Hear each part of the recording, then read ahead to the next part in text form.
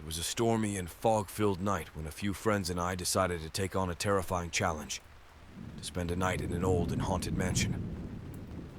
The mansion had been abandoned for many years, and had been the mystery and subject of the village's horror stories. With our hearts pounding in our chests, we set off for the eerie place. We arrived at the mansion during a fierce storm, and the torrential rain battered the windows with unusual fury. It was a massive structure with old and eerie architecture.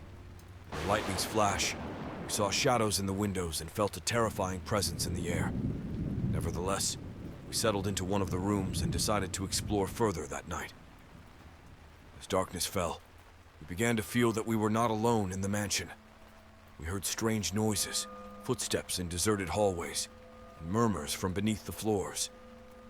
At one point, one of our friends claimed to have seen a shadow passing by the door, but the rest of us dismissed it as our imagination. With each passing moment, we uncovered more about the mansion's dark history. In the old library, we found documents that told stories of people who had mysteriously disappeared in the mansion centuries ago. What followed was even more terrifying. Doors opening on their own, lights abruptly going out, and shadows seeming to move on the walls. Eventually, we felt we could no longer ignore the ominous presence in the mansion. Although we were scared, we decided to try to communicate with the restless spirits that seemed to haunt the place. We began to recite the names of the missing and asked them to reveal the truth. The spirits started to manifest, and we witnessed terrifying images of events that had occurred in the mansion. As we continued to explore the mansion, we stumbled upon a hidden room deep in the basement. The heavy wooden door seemed to have been kept secret for years, but we managed to open it with great effort. Inside, we found a collection of antique objects emitting sinister energy. Among them were books of witchcraft, voodoo dolls, and an old painting of a woman with vacant eyes and a malevolent smile. As we examined these objects closely, we discovered clues about dark rituals that had taken place in the mansion. Old journals revealed disturbing details about ceremonies in which spirits were invoked for nefarious purposes. We realized that the mansion was a place where black magic and malevolent practices had been conducted for centuries. Nevertheless, we became more determined than ever to confront the evil that dwelled in that place and unveil the dark truth. As the night advanced, we felt the dark forces in the mansion beginning to manifest more strongly. In the rooms around us, furniture moved on its own.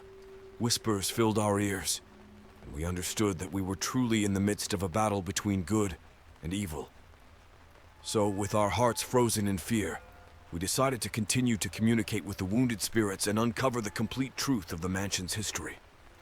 We came to learn that an sorcerer had used the mansion to perform his dark rituals and strengthen his power.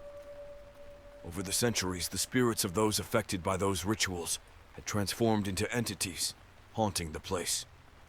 We decided to use the knowledge we had gained to bring light to the darkness and free those wounded souls.